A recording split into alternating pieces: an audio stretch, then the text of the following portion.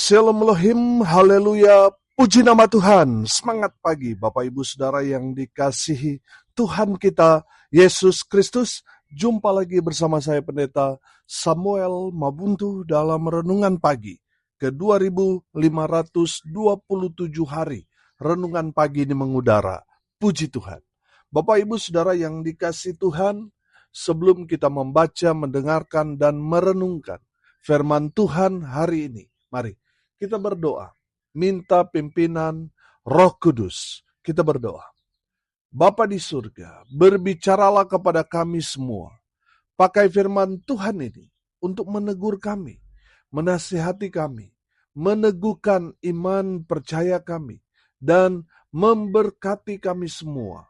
Di dalam nama Tuhan Yesus yang adalah firman Allah yang hidup, kami berdoa. Amin. Haleluya. Bapak Ibu Saudara yang dikasihi Tuhan, bersama dengan saya kita akan belajar Alkitab dari kitab Kejadian sampai kitab Wahyu. Mari buka Alkitab kita. Kisah Para Rasul pasal 6 ayat 8 sampai ayat 15. Di bawah perikop tuduhan terhadap Stefanus. Demikian firman Tuhan.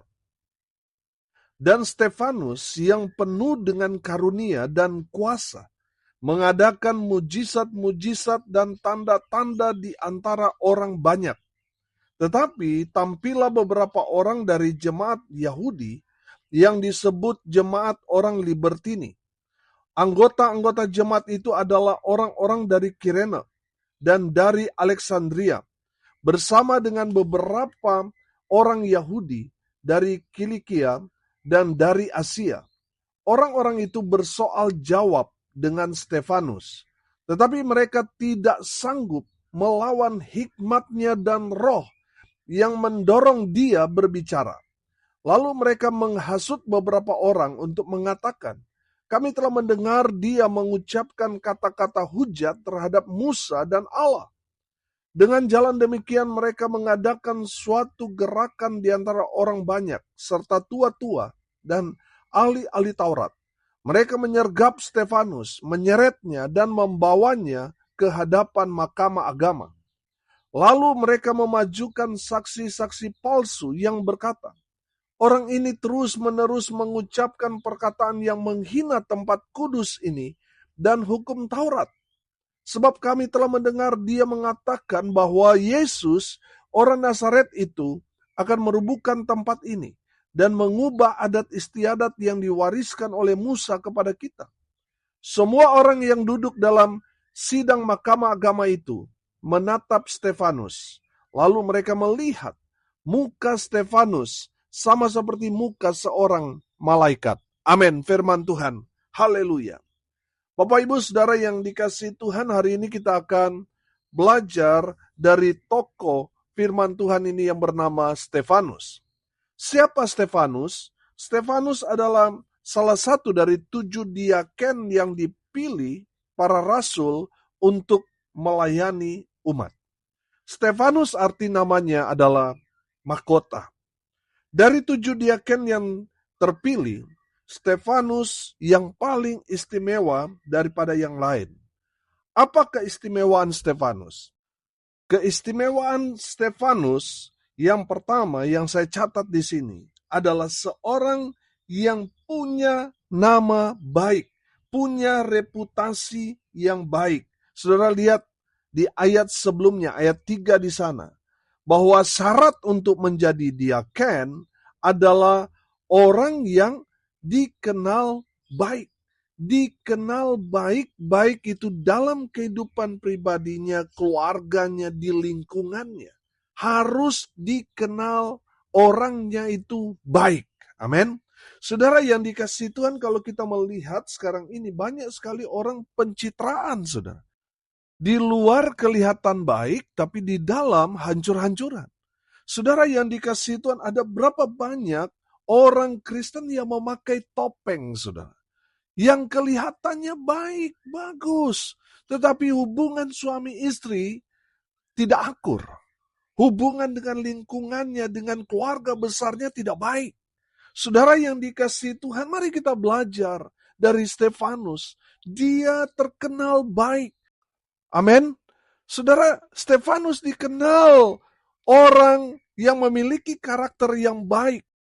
Dia baik dari dalam, sehingga keluar dia betul-betul jadi berkat. Amin. Bapak Ibu Saudara yang dikasihi Tuhan, pertanyaannya, sudah nggak kita jadi orang baik?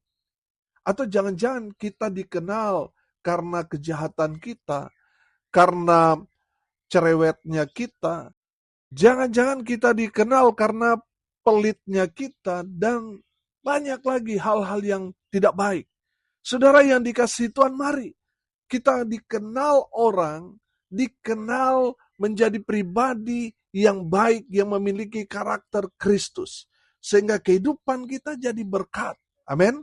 Saudara yang dikasihi Tuhan, kalau kita hidup dalam kepura-puraan, saudara, sampai kapan kita pura-pura baik? Saudara yang dikasihi Tuhan, mari kita belajar. Mulai dari hal-hal yang kecil. Mulai dari dalam dulu. Dari keluarga kita. Sehingga itu berdampak keluar. Amin. Saudara yang dikasihi Tuhan, kita belajar keistimewaan Stefanus. Yang pertama, dia memiliki reputasi nama yang baik. Yang kedua, keistimewaan Stefanus, seorang yang penuh Roh Kudus. Amin. Saudara yang dikasihi Tuhan, saya yakin dan percaya, seorang yang hidupnya dipenuhi oleh Roh Kudus, pasti dia hidup dalam terang kasih Tuhan. Amin. Saudara, saya sering katakan ini. Apa yang ada di dalam diri kita, itu akan terekspresi keluar. Saudara lihat, banyak orang kan kerasukan. Kalau dia dirasuk oleh kuda lumping, dia akan bersifat, berkarakter, dia akan berkelakuan sama seperti kuda lumping. Karena apa yang masuk di dalam diri orang itu akan terekspresi keluar. Saya yakin dan percaya kalau Roh Kudus yang masuk dalam kehidupan kita itu akan mengubah hidup kita. Amin. Dari yang tadinya kita hidup dalam kegelapan, setelah kita dipenuhi Roh Kudus, kita akan hidup dalam terang kasih Tuhan. Amin. Bapak Ibu Saudara yang dikasihi Tuhan, saya yakin dan percaya kalau Roh Kudus ada di dalam diri kita, pasti yang akan keluar, yang akan terekspresi adalah buah-buah roh. Amin. Sehingga orang dapat melihat buah dari kita. Amin. Bapak Ibu Saudara yang dikasihi Tuhan, mari lihat diri kita. Apa yang ada di dalam kita. Saya yakin dan percaya kalau Roh Kudus ada di dalam diri kita, maka kehidupan kita itu akan benar-benar jadi berkat. Hidup kita memang benar-benar akan dilihat orang, ada Yesus hadir dalam kehidupan kita, dalam keluarga kita. Karena karakter kita sama seperti Kristus. Amin. Bapak Ibu Saudara yang dikasihi Tuhan, mari lihat diri kita. Apa yang ada di dalam diri kita? Apakah Roh Kudus? Atau jangan-jangan roh halus? Saya yakin dan percaya yang ada di dalam diri kita yang menguasai kita adalah Roh Kudus. Sehingga semua yang keluar terekspresi dalam kehidupan kita adalah buah-buah roh. Haleluya. Yang ketiga, saudara, keistimewaan Stefanus di sini saya lihat seorang yang penuh iman. Amin. Artinya dia memang betul-betul hidup dalam iman, percaya kepada Kristus Yesus Tuhan. Dia tidak bergantung pada orang kaya, dia tidak tergantung pada orang-orang yang ada di sekitar dia, orang-orang yang berkuasa, orang-orang yang punya pangkat jabatan tinggi, tidak.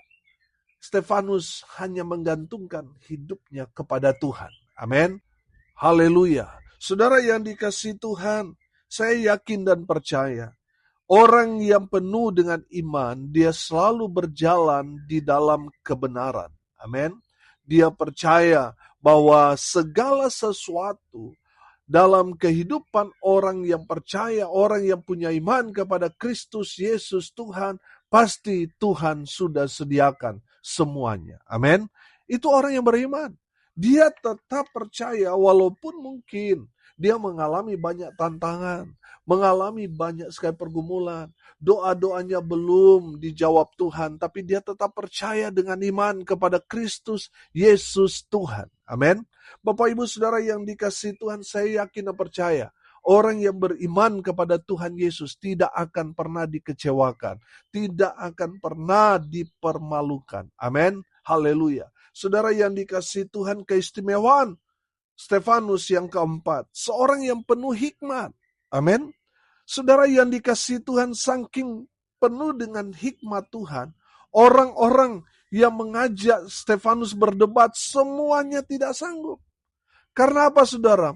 Karena hikmat yang Tuhan berikan kepada Stefanus. Oh, haleluya. Saya percaya, saudara, sumber hikmat itu ada dalam kebenaran firman. Amin. Makanya selalu saya dorong saudara untuk terus baca firman Tuhan setiap hari. Mungkin saudara berkata, Pak Pendeta, saya sudah nggak bisa membaca. Mata saya lagi bermasalah. Saudara, minimal saudara mendengar firman Tuhan. Baca dan mendengar sama-sama diberkati. Amin. Haleluya. Saudara, kenapa kita harus membaca? Kenapa kita harus mendengarkan firman Tuhan? Karena dari sanalah kita akan mendapat hikmat dari Tuhan. Amin. Karena apa, saudara? Di saat kita baca firman Tuhan atau mendengar firman Tuhan, kita sedang mendengar Tuhan berbicara kepada kita, memberi kita nasihat. Oh, haleluya. Bapak Ibu Saudara yang dikasihi Tuhan, semakin banyak kita baca firman, semakin banyak hikmat yang akan Tuhan berikan buat kita. Amin. Keistimewaan yang kelima dari Stefanus. Stefanus seorang yang diurapi Tuhan. Seorang yang penuh dengan urapan. Saudara perhatikan di ayatnya yang ke-15 di sana berkata begini. Semua orang yang duduk dalam sidang mahkamah agama itu menatap Stefanus. Lalu mereka melihat muka Stefanus sama seperti muka seorang malaikat. Haleluya. Bapak Ibu Saudara yang dikasihi Tuhan, saya menangkap di sini. Stefanus orang yang diurapi Tuhan, sehingga urapannya itu sangat-sangat kuat, sangat-sangat luar biasa. Dengan urapannya itu, saudara perhatikan ayat 8. Dan Stefanus yang penuh dengan karunia dan kuasa, mengadakan mujizat-mujizat dan tanda-tanda di antara orang banyak. Haleluya. Bapak Ibu Saudara yang dikasihi Tuhan, dari kebenaran firman Tuhan ini, kita dapat melihat Stefanus sangat-sangat istimewa. Dia diberkati Tuhan, dia dipakai Tuhan dengan luar biasa. Amin. Pertanyaannya sekarang, apakah Stefanus yang sangat istimewa itu tidak memiliki masalah? Saudara yang dikasihi Tuhan, dengar ini baik-baik. Masalah itu pasti ada. Semakin saudara dipakai Tuhan, semakin saudara diberkati, semakin banyak tantangan, semakin banyak masalah. Saudara lihat apa yang dihadapi Stefanus, masalahnya. Dia tidak disukai oleh orang-orang yang berseberangan dengan kebenaran. Artinya apa? Orang-orang yang masih tertutup dengan terang kasih Tuhan. Mereka masih hidup dalam kegelapan. Orang-orang yang masih hidup dalam kegelapan itulah yang menjadi musuh terang. Saudara perhatikan, ketika saudara masih hidup dalam dosa, tidak ada masalah. Teman saudara banyak. Tapi ketika saudara mengambil keputusan untuk bertobat, saudara perhatikan. Tiba-tiba teman saudara jadi musuh saudara. Betul? Kenapa saudara terjadi seperti itu? Karena mereka masih hidup dalam kegelapan, saudara sudah hidup dalam terang kasih Tuhan. Terang dan gelap itu tidak bisa menyatu. Saudara yang dikasihi Tuhan, jadi di saat saudara mengambil satu keputusan untuk hidup di dalam Tuhan, untuk mengikut sang terang itu, untuk hidup dalam kebenaran, percaya kepada Tuhan Yesus, maka saudara harus siapkan diri saudara. Untuk apa saudara? Untuk tidak disukai oleh orang-orang yang masih hidup dalam kegelapan. Termasuk bisa saja teman-teman saudara yang tadinya sama-sama dengan saudara, sepiring, bahkan tidur bareng saudara, berjalan bersama-sama dengan saudara. Kawan saudara akan jadi lawan saudara. Karena apa? Karena saudara sudah hidup dalam terang. Kegelapan tidak suka pada terang Tuhan. Saudara, apa masalahnya? Banyak provokator yang akan menyerang saudara, yang berusaha menjatuhkan saudara. Saudara perhatikan, apa salahnya? Apa salahnya Stefanus? Nggak ada salah. Dia dapat menjawab semua debat, semua pertanyaan-pertanyaan dari orang-orang Yahudi pada saat itu. Tapi kenapa dia disalahkan, saudara? Karena dia hidup dalam kebenaran. Bapak, Ibu, saudara, apapun posisi saudara, bagi orang yang hidup dalam kegelapan, saudara tetap salah. Saudara perhatikan, kita sudah hidup baik. Kita sudah berbuat baik. Saudara perhatikan, apakah semua orang percaya dengan kebaikan yang kita lakukan? Apakah semua orang menerima? Apakah semua orang akan senang dengan apa yang kita lakukan? Saudara, kita berbuat baik saja, masih ada orang yang curiga. Masih ada orang yang gak suka. Apalagi kalau kita berbuat tidak baik. Bapak, Ibu, saudara yang dikasihi Tuhan, lihat Stefanus. Dia hidup baik, sudah berbuat baik, melakukan banyak mujizat dan tanda-tanda yang saya yakin dan percaya banyak orang mengalami Tuhan. Dalam pelayanannya ada orang yang sakit disembuhkan. Dia sudah berbuat baik. Tetapi saudara lihat, ada orang-orang Yahudi yang gak suka dengan Stefanus. Saudara yang dikasihi Tuhan, masalahnya apa? Dia difitnah. Saudara yang dikasihi Tuhan, nanti kita akan belajar bagaimana kematian daripada Stefanus. Dia mati karena fitnahan, saudara. Bapak, Ibu, saudara yang dikasihi Tuhan, bukan berarti kalau kita sudah hidup dalam Tuhan, bebas dari masalah. Ini yang ditawarkan oleh orang-orang di luar sana. Ada orang yang menawarkan, kamu kalau percaya Tuhan Yesus, menerima Tuhan Yesus, masalahmu beres. Tapi ternyata setelah dia terima Yesus, sudah dibaptis, masalah tetap aja ada. Masalah dengan istri, suami, dengan orang-orang di sekitarnya, masih aja ada. Masih aja dia punya hutang. Masih aja dia bermasalah dengan perekonomian.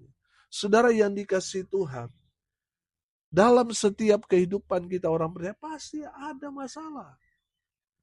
Tapi kita percaya bersama dengan Tuhan Yesus, kita akan diberikan kekuatan untuk melewati semua tantangan, semua persoalan, dan kita keluar menjadi pemenang. Amin. Haleluya. Saudara, hari ini kita belajar bagaimana respon dari Stefanus ketika dia sudah banyak melakukan hal-hal yang luar biasa, spektakuler.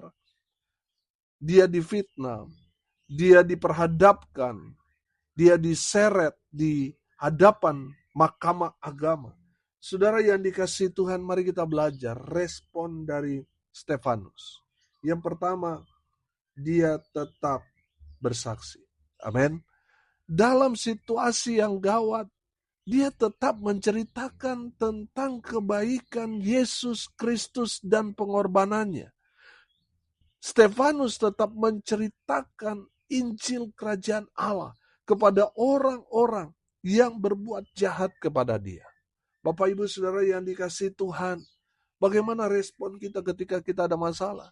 Kebanyakan di antara kita emosi, marah, mau pingin pukul, mau hajar, dan lain sebagainya. Kita belajar dari Stefanus. Stefanus tetap jadi saksi Tuhan yang baik bagi musuh-musuhnya. Amin. Stefanus yang kedua, dia tetap tenang. Dia tidak emosi. Dia tidak benci, tidak marah kepada orang-orang yang fitnah dia. Itu luar biasa. Saya mau bilang, orang yang tetap tenang dalam pusaran masalah yang orang itu hadapi, dia tetap tenang. Dia berdoa kepada Tuhan. Oh, haleluya. Pembelaan Tuhan akan nyata dalam kehidupan orang itu. Makanya saudara, ketika kita ada dalam masalah, saudara tenangkan dirimu supaya saudara dapat berdoa. Amin. Banyak orang ketika ada masalah mulai emosi, nggak melibatkan Tuhan. Karena sudah emosi, akhirnya melakukan hal-hal di luar kebenaran.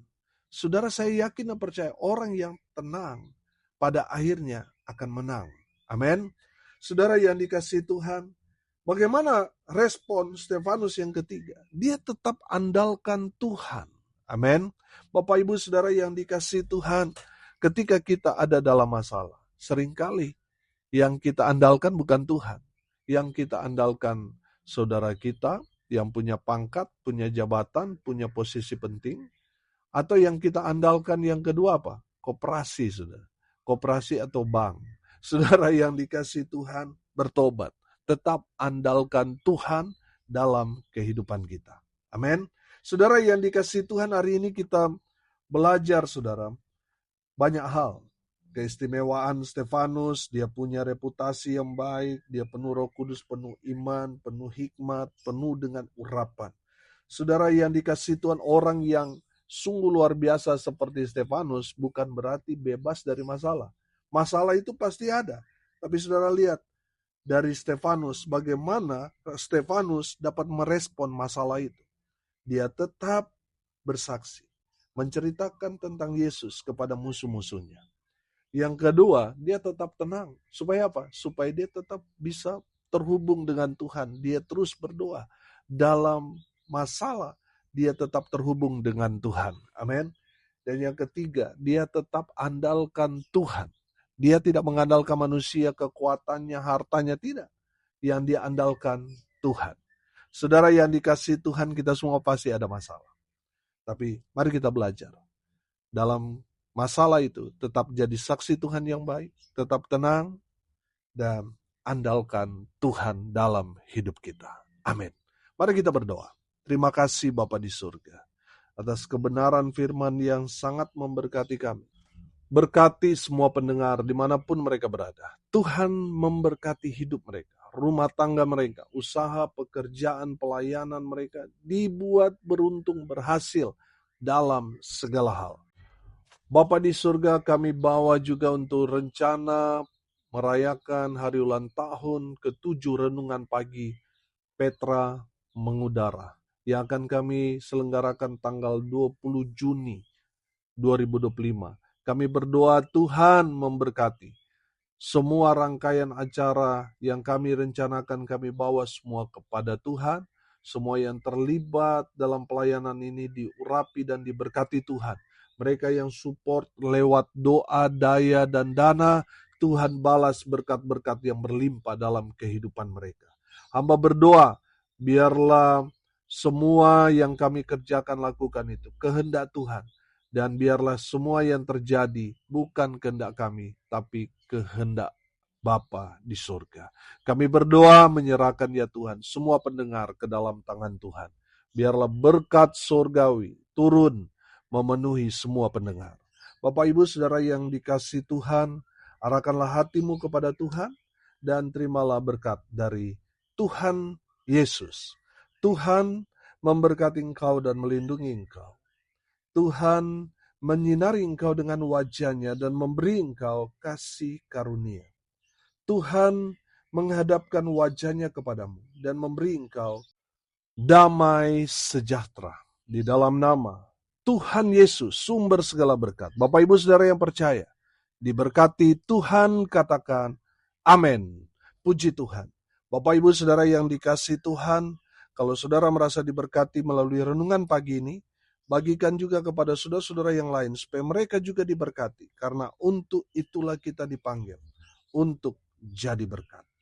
Salam kasih dari Bali. Saya Pendeta Samuel Mawuntu. Sampai jumpa besok pagi. Tuhan Yesus memberkati kita semua. Haleluya.